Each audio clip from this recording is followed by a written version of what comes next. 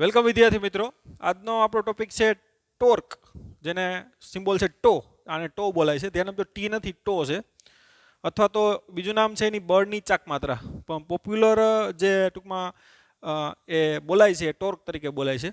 તો ટોર્ક એક ભૌતિક રાશિ છે અને ભૌતિક રાશિને આજે આપણે વ્યાખ્યાયિત કરવાની છે. તો ટોર્કને શા માટે વ્યાખ્યાયિત કરવી એમ? તો દાખલા તરીકે કોઈ ચાકગતિ તમે કરાવો, ટૂંકમાં કોઈ પણ પ્રકારના ભ્રમણ કરાવો, તો એમાં બળની જરૂર પડે કે ટોર્કની જરૂર પડે, તો એનો ખ્યાલ આપણે આજે લેશું એમ. દાખલા તરીકે તમારે કોઈ દરવાજો ખોલવો છે, તો દરવાજો ખોલવા માટે તમારે બળ લગાડવું પડે. પણ બળ લગાડવાથી દરવાજો ખુલે એ જરૂરી નથી. દરવાજો જ્યારે ખુલતો હોય અથવા બંધ થતો હોય ને, ત્યારે એક પ્રકારની ચાકગતિ કહી શકો કે દરવાજો એક દ્રઢ પદાર્થ છે અને ટૂંકમાં જેની અક્ષ હોય ને, ભ્રમણ અક્ષ અથવા મિજાગરા કહેવાય ને, એને લક્ષીને શું કરતો હોય, એ ભ્રમણ કરતો હોય. તો દોરને જ્યારે ખોલો અને બંધ કરો ને ત્યારે કેવી ગતિ કરતો હોય? ચાક ગતિ કરતો હોય.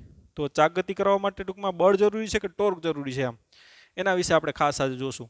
બળ લગાડો, જો બારણું ખોલવું હોય તો તમારે બળ લગાડવું પડે, પણ બળ લગાડવાથી બારણું ખુલે એ જરૂરી છે નહીં. કેમ કે બળ લગાડવું પડે, પણ કઈ દિશામાં લગાડવું પડે? યોગ્ય દિશામાં લગાડવું પડે એમ. બળ લગાડવાથી ચાક ગતિ થાય એ જરૂરી નથી. આપણે એક ઉદાહરણ લઈએ જેના દ્વારા તમે સમજી શકશો કે ચાકગતિ કરવા માટે બળ જરૂરી છે કે યોગ્ય દિશામાં બળ જરૂરી છે. ત્યારબાદ તમને ખબર પડશે કે ટોર્કનું મહત્વ શું છે. તો એ વસ્તુ આપણે પહેલાં જોઈએ. Let S C. હવે તમે અહીં જોઈ શકો, હું બારણું ટૂંકમાં બંધ કરું છું, આ ખોલું છું અને ટૂંકમાં બંધ કરું છું. હવે અહીંયા ખબર છે આ મિજાગરા હોય છે અને એને લક્ષીને એ શું કરે છે? ચાકગતિ કરે છે આ રીતે. બરાબર, આ રીતે આપણે દરવાજો ક્લોઝ કરીએ છીએ, ઓપન કરીએ છીએ. તો જો હું બળ લગાડું છું એટલે થાય છે, પણ એવું જરૂરી નથી. જો હું આ રીતે બળ લગાડું છું અત્યારે, પણ ચાકગતિ થતી નથી.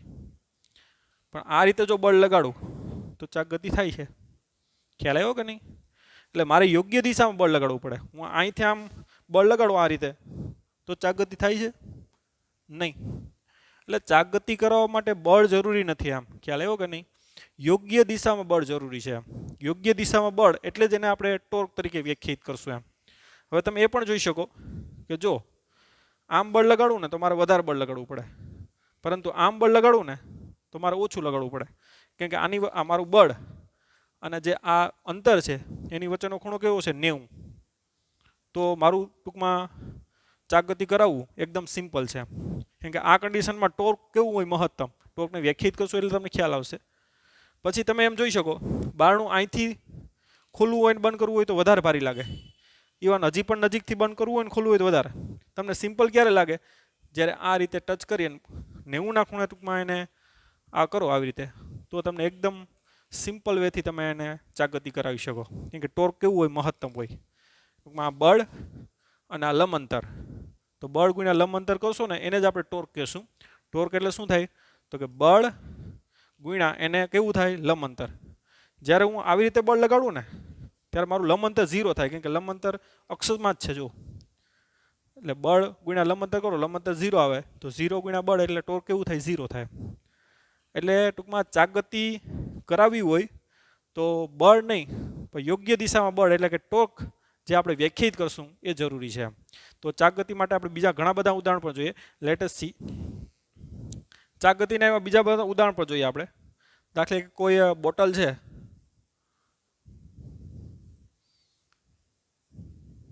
એનું ઢાંકણું તમારે ખોલવું છે. બરાબર, તો એનું ઢાંકણું તમારે ખોલવું હોય તો તમે બળ દ્વારા ન ખોલી શકો. એના ઉપર શું લગાડવું પડે? ટોર્ક લગાડવું પડે, તો એ ઢાંકણું ખુલે. દાખલા કે કોઈ આ બોલ છે,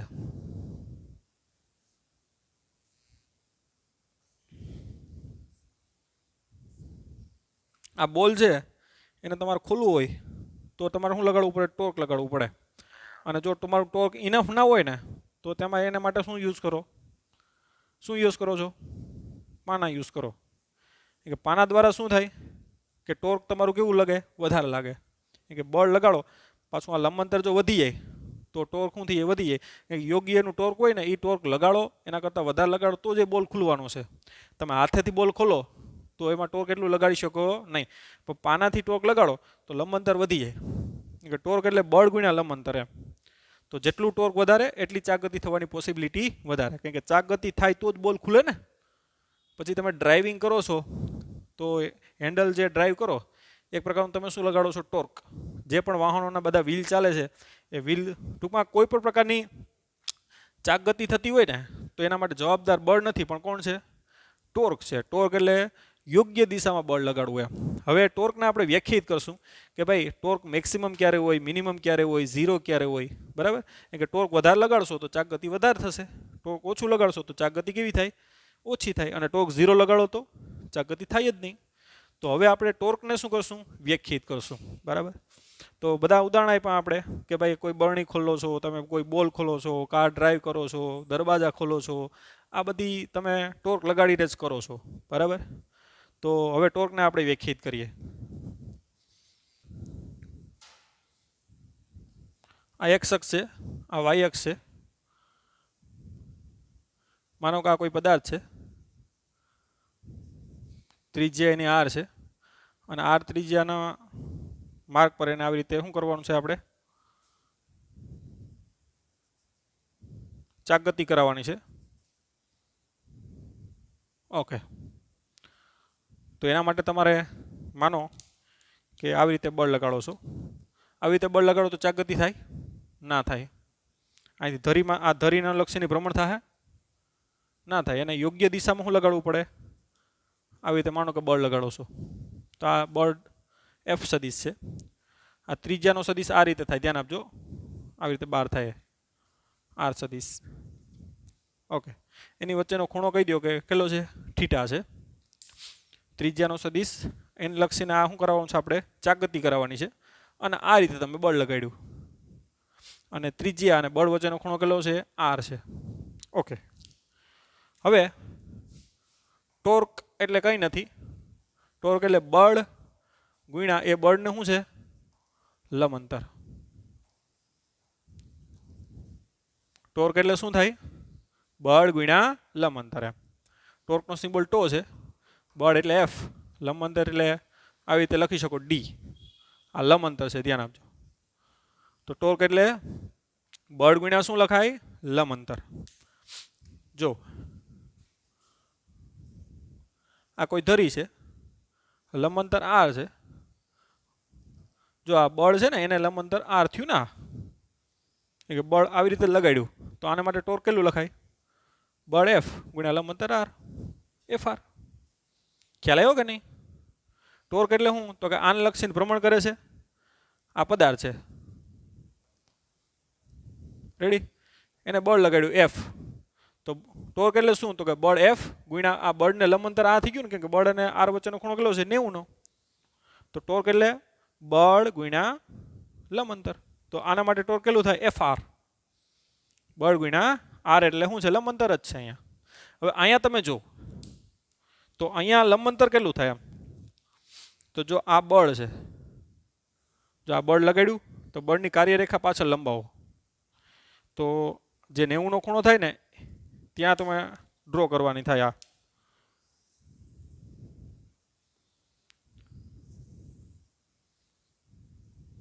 તો ટૂંકમાં આના માટે ટોર્ક ગણો તો આ લંબ અંતર થાય, જે બ્લુ લાઈન મેં ડ્રો કરી ને એ. આ લંબ અંતર ના થાય, એ તો આટલો ખૂણો બનાવે ને. 90 નો ખૂણો ક્યાં બનાવે? 90 નો ખૂણો તો અહીં બને છે ને, એટલે આની કાર્યરેખા કહેવાય. અને કાર્યરેખાને પાછળ લંબાવો અને જ્યાં જોઈન થાય ત્યાં ખૂણો કેટલો બનવો જોઈએ? 90 નો એમ. તો આના માટે ટૂંકમાં ટોર્કની વાત કરીએ ને તો આ બળ એફ અને લંબ અંતર આ ડી આ થાય. તો આના માટે ટોર્ક વાત કરીએ તો ટોર્ક બરાબર શું થાય? એફ ગુણ્યા આ ડી, જ્યાં ડી એટલે આટલું લંબ અંતર થાય, જે બ્લુ લાઈનથી દોર્યું ને એ.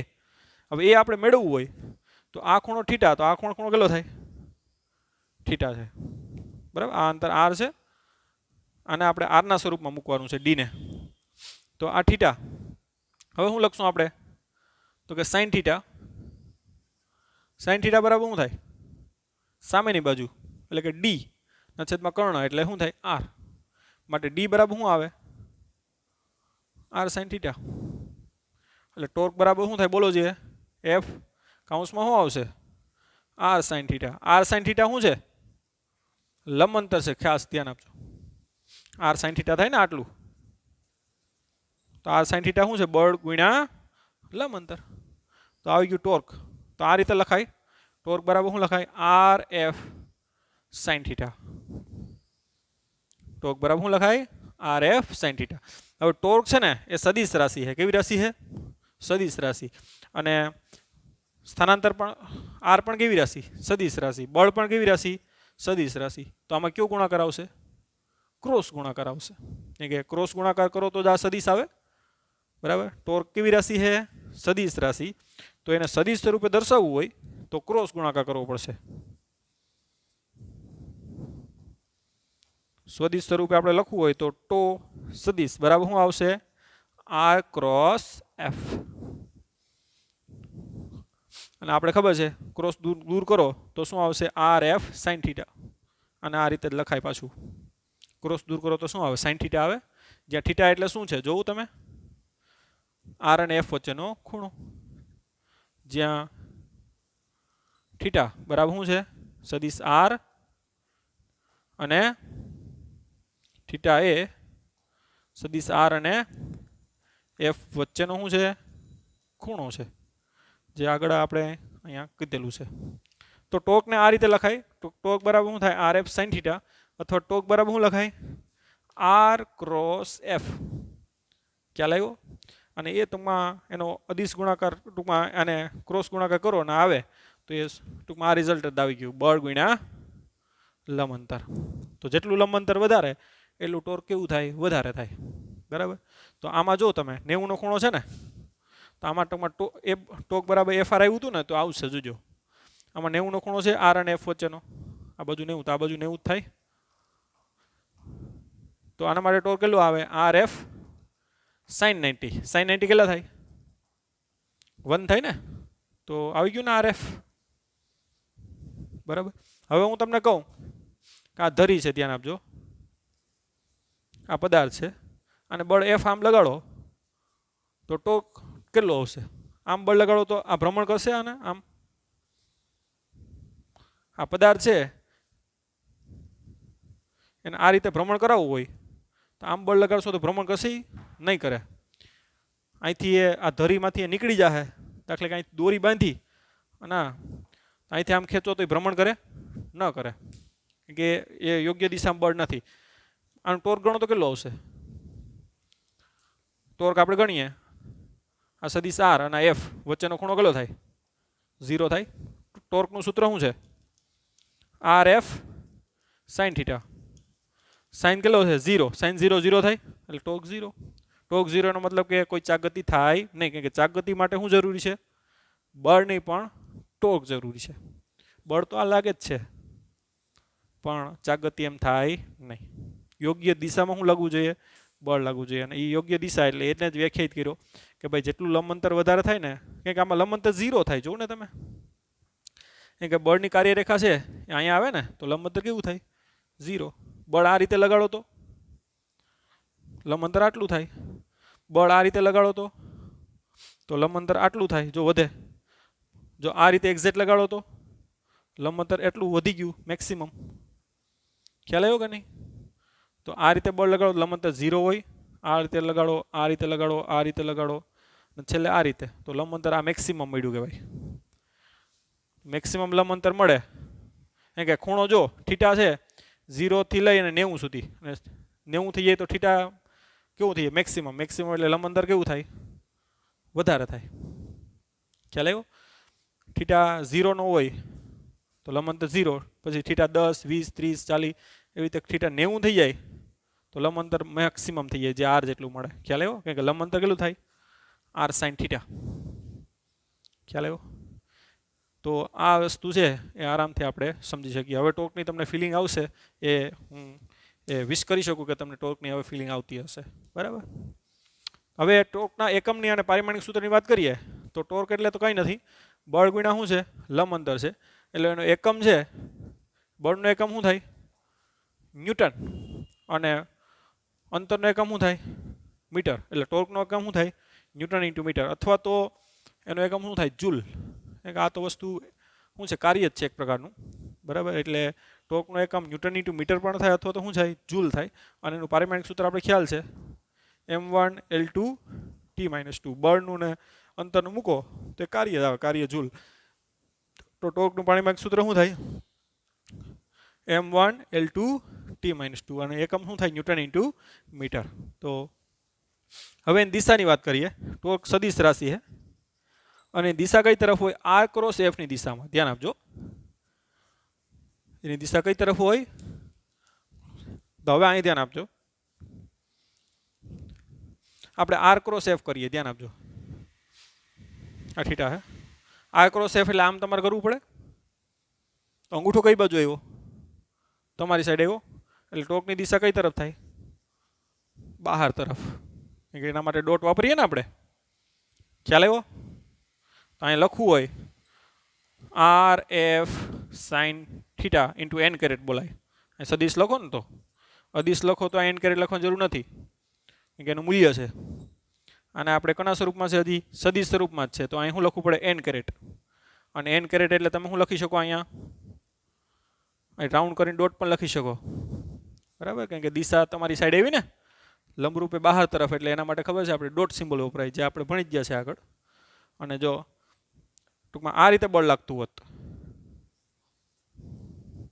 તો આર ક્રોસ એફ આમ આવે તો કઈ તરફ ટોર્કની દિશા થાત? અંદર તરફ. તો અહીંયા શું રાખવું પડે? ક્રોસ રાખવું પડે. તો એ પણ ખાસ નોટ કરજો, ટોર્કની દિશા કઈ તરફ હોય? આર ક્રોસ એફની દિશામાં. એટલે આ રીતે, જે આરને પણ લંબ હોય અને બળને પણ કેવી હોય? લંબ હોય. ખાસ ધ્યાન આપજો. આર ક્રોસ એફ કરો તો આર ક્રોસ એફ એટલે આમ નહીં, આમ નહીં. આરને પણ લંબ રહેવી જોઈએ અને બળને પણ કેવી રહેવી જોઈએ? લંબ. આ રીતે. તો આ રીતે એની દિશાની વાત કરી શકાય, એનો એકમની વાત કરી શકાય, પારિમાણિક સૂત્રની વાત કરી શકાય, અને ટોટલ એની શું આપી? આપણે ફિલિંગ આપી ટોર્કની. ઓકે, લખી લ્યો. હવે આવે છે નેક્સ્ટ ટોપિક, કોણીય વેગમાન. કોઈ પદાર્થ સીધી રેખા ઉપર ગતિ કરતો હોય અથવા તો સીધા રસ્તામાં ગતિ કરતો હોય તો એને રેખીય વેગમાન હોય.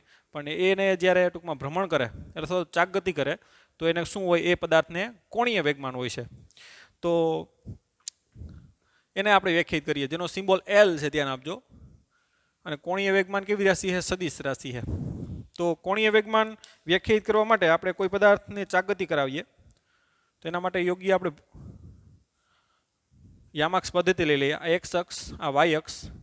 દાખલા કે આ કેન્દ્ર છે, એને અનુલક્ષીને આ કોઈ પદાર્થ છે જેનું દળ એમ છે અને એ આવી રીતે શું કરે છે? ચાક ગતિ કરે છે. અને એનો વેગ વી છે, જે સ્પર્શક દિશામાં હશે. અથવા તો આ રીતે બળ લગાડ્યું તો એ તરફ પણ એનો વેગ વી હોઈ શકે. અને એનું વેગમાન પી બરાબર શું થાય? એમ વી. કારણ કે એનું દળ એમ છે તો પદાર્થનું જે વેગમાન થાય, રેખીય વેગમાન, એ આપણે ખબર છે પી બરાબર શું થાય? એમ વી. અને એની ત્રિજ્યા આર છે.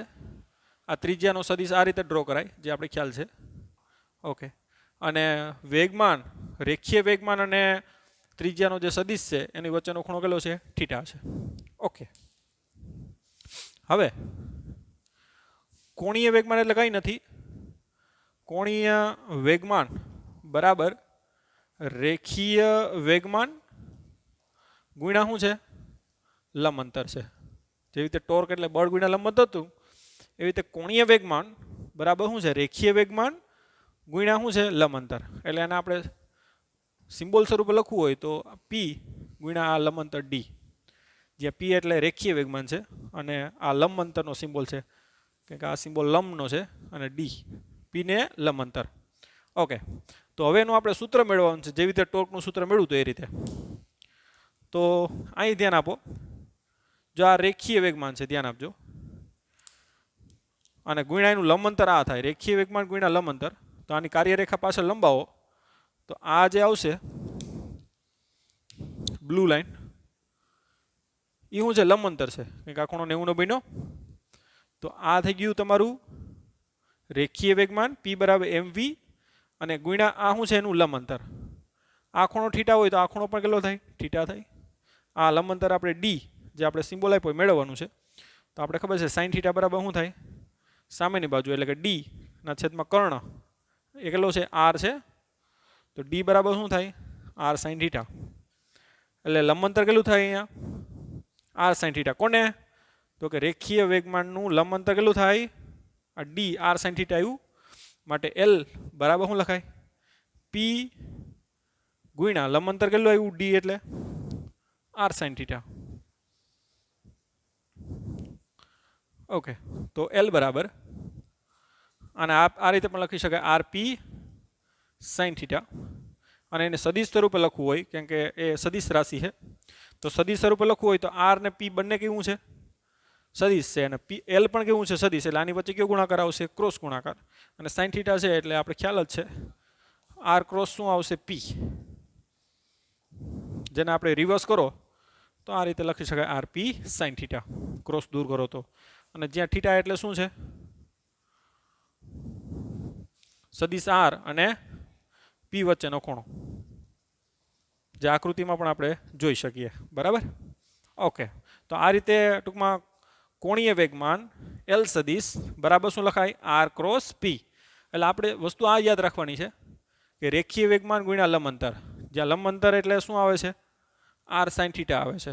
બરાબર, જ્યાં થીટા એટલે આર અને પી વચ્ચેનો ખૂણ. અને તમે અહીં પણ ચેક કરી શકો, દાખલા કે આ પદાર્થ છે એનું દળ એમ છે, આ પી છે, લંબ અંતર આર છે, અને તમે જોઈ શકો આર અને પી વચ્ચેનો ખૂણો કેટલો છે 90. તો આ સૂત્રથી પણ કરી શકો અને ડાયરેક્ટ પણ લખી શકો કે ભાઈ આનું કોણીય વેગમાન એલ બરાબર શું છે તો કે રેખીય વેગમાન પી ગુણ્યા લંબ અંતર કેટલું છે આર, એટલે આનું કેટલું થાય પી આર થાય.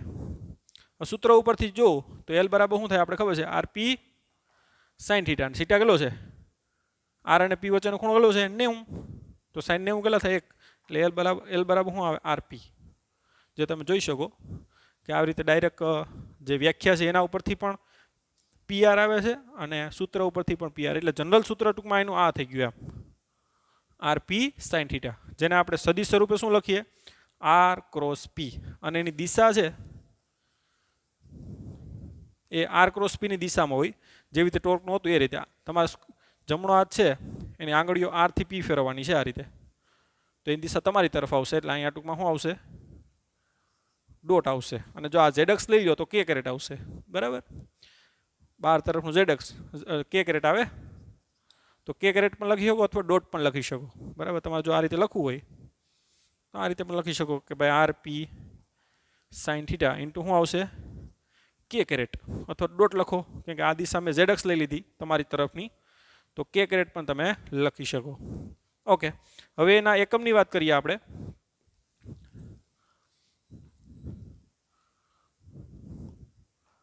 તો એકમ એનો શું થાય તો કે વેગમાનનો એકમ પી બરાબર એમવી, એટલે કેજી મીટર પર સેકન્ડ થાય, અને ગુણ્યા લંબ અંતર એટલે પાછું શું આવશે મીટર, એટલે એનો એકમ શું થાય કેજી મીટર સ્ક્વેર પર સેકન્ડ. તો કોણીય વેગમાનનો એકમ શું થાય કેજી મીટર સ્ક્વેર પર સેકન્ડ. ઓકે, અને ટૂંકમાં તમે આ રીતે પણ લખી શકો એને પી બરાબર એમવી લખી તો એલ બરાબર શું લખાય આર એમ વી સાઇન થીટા, કે પી બરાબર શું થાય એમવી થાય, તો આ રીતે પણ સૂત્ર તમે લખી શકો એલ બરાબર આર એમ વી સાઇન થીટા. તો આ થઈ ગયું કોણીય વેગમાન. અને એના એકમની વાત કરી, પારિમાણિક સૂત્ર લખવું હોય, પારિમાણિક સૂત્ર તો એલનું પારિમાણિક સૂત્ર લખવું હોય તો આર એમ વી આવે છે. હવે આર એમ વી સાઇન થીટા તો શું છે એનો તો ખૂણો છે એકમ રહિત હોય, એટલે એલ બરાબર શું લખાય આર એમ વી, એટલે એલ એનું પારિમાણિક સૂત્ર લખવું હોય એલ સોરી આર એટલે શું થાય L1, એમ એટલે દળ છે એટલે M1 આવશે, અને વી એટલે વીનું પારિમાણિક સૂત્ર M0 L1 T-1, એટલે આ રીતે પારિમાણિક સૂત્ર લખો તો શું આવશે એમની 1, એલની આ 1 છે, આ 1 છે એટલે એલની 2 અને ટીની -1.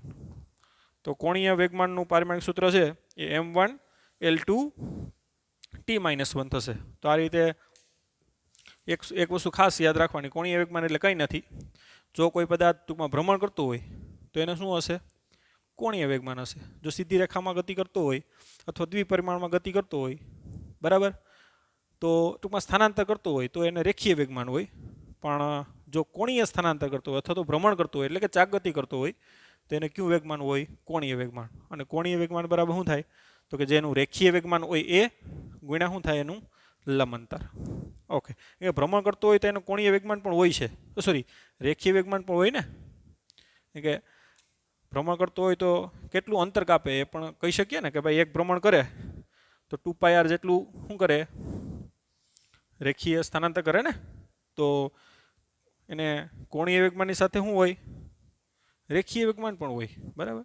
તો કોણીય વેગમાન એટલે રેખીય વેગમાન ગુણ્યા લંબ અંતર, અને જો લંબ અંતર 0 હોય તો કોણીય વેગમાન કેવું હશે, 0 હશે. હવે આપણે ન્યૂટનની ગતિનો બીજો નિયમ મેળવો તમને ખ્યાલ હોય તો, F બરાબર dp/dt, કે જ્યારે કોઈ પદાર્થ ઉપર બાહ્ય બળ લગાડો ને ત્યારે એના રેખીય વેગમાનમાં શું થાય, ફેરફાર થાય. જ્યારે કોઈ પદાર્થ ઉપર શું લગાડો, બાહ્ય બળ લગાડો ત્યારે રેખીય વેગમાનમાં શું થાય, ફેરફાર થાય.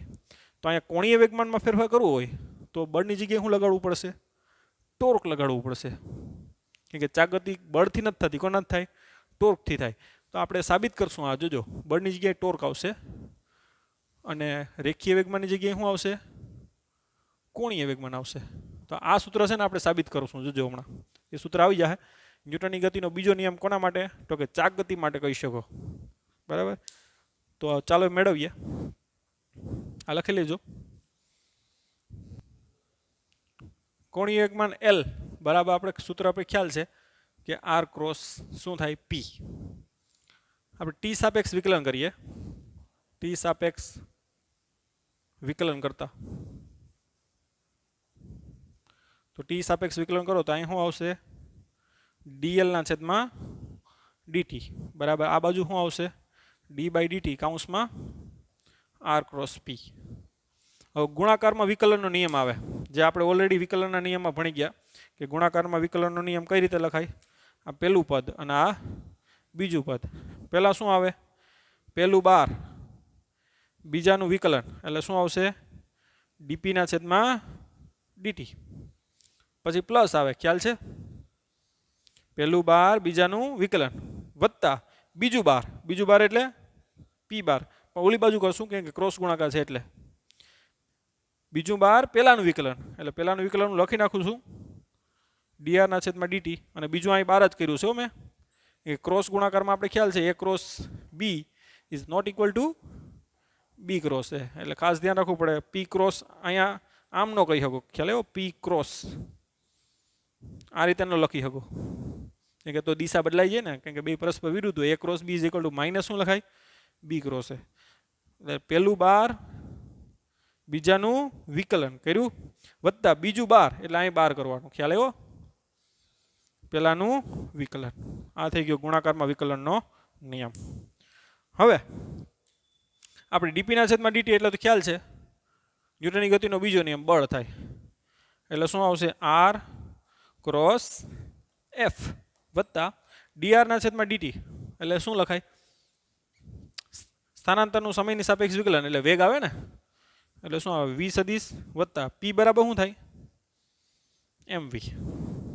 ઓકે, આગળ વધીએ.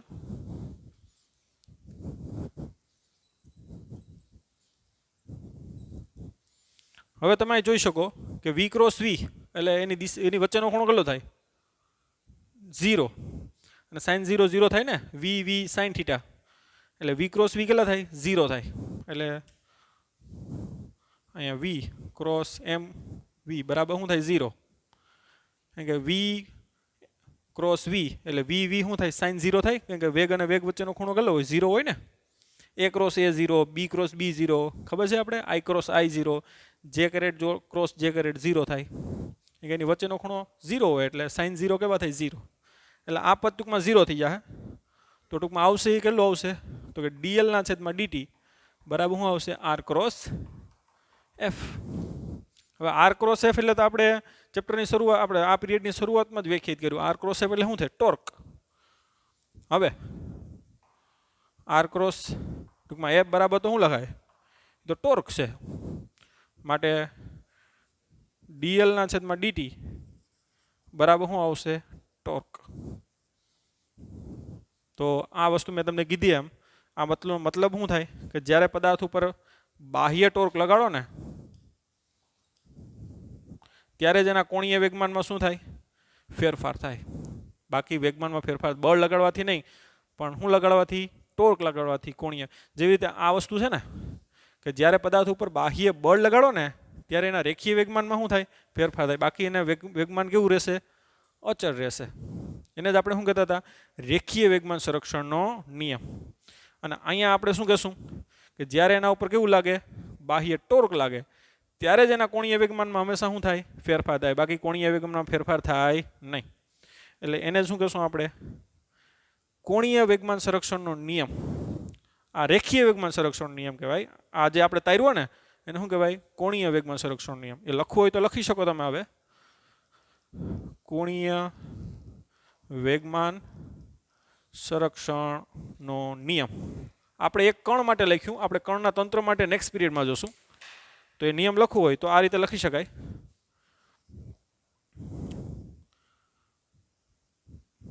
પદાર્થ પર લાગતું બાહ્ય ટોર્ક.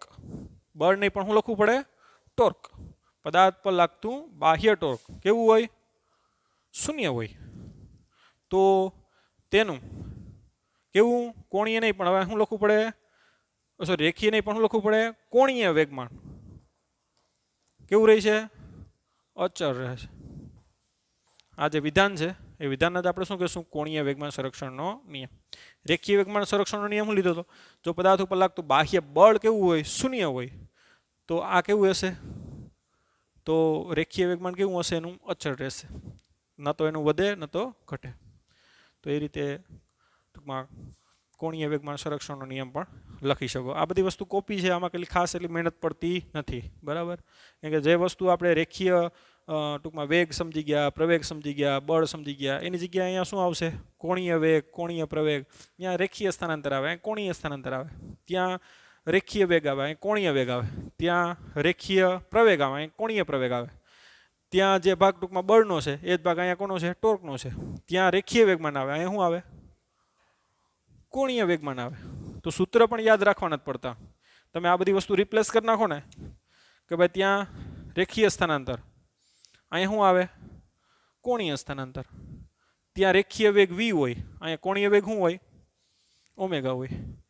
ત્યાં રેખીય પ્રવેગ a હોય, અહીંયા શું હોય? કોણીય પ્રવેગ આલ્ફા હોય.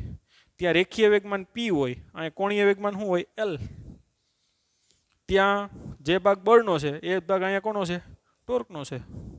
તો જે સૂત્ર તમે ભણી ગયા ના એની જગ્યાએ આની જગ્યાએ ડેલ્ટા થીટા મૂકી દો, v ની જગ્યાએ ઓમેગા મૂકી દો, એની જગ્યાએ આલ્ફા, તો એ સેમ સૂત્ર કોના બની જાય? તો કે ચાક ગતિના બની જાય. ખ્યાલ આવ્યો? ભ્રમણ ગતિ, ચાક ગતિ, જે પણ કયો એના. બરાબર? તો આગળ પણ જોશું. ખાલી આટલું લખી નાખજો તમે કે આ રેખીય ગતિ અને આ કોણીય ગતિ અથવા તો ચાક ગતિ અથવા ભ્રમણ ગતિ જે કયો. તો એ વસ્તુ લખી નાખજો. બરાબર? આગળ પણ હજી લખશું પણ અત્યારે બેઝિક એટલું આપ્યું છે. હજી ઘણી બધી આવશે. અહીંયા દળ હોય તો અહીંયા શું હોય? એ બધી વસ્તુ જડત્વ ચાક માત્ર આવે. તો એ ટોપિક આપણે બાકી છે પણ જેટલું આપણે થયું છે એની મેં સરખામણી કરી છે. તો આજના લેક્ચરમાં આપણે અહીંયા સુધી રાખીએ. નેક્સ્ટ લેક્ચરમાં આપણે આ કણ માટે કોણીય વેગમાન વ્યાખ્યાયિત કર્યું. હવે કણનું તંત્ર, આખો પદાર્થ હોય એને કણના તંત્ર તરીકે લેવાય અને એના માટે આપણે કોણીય વેગમાન વ્યાખ્યાયિત કરશું અને પાછું આ કોણીય વેગમાન સંરક્ષણનો નિયમ કણના તંત્ર માટે પણ આપણે સાબિત કરશું. ત્યાં સુધી bye bye, take care, have nice day.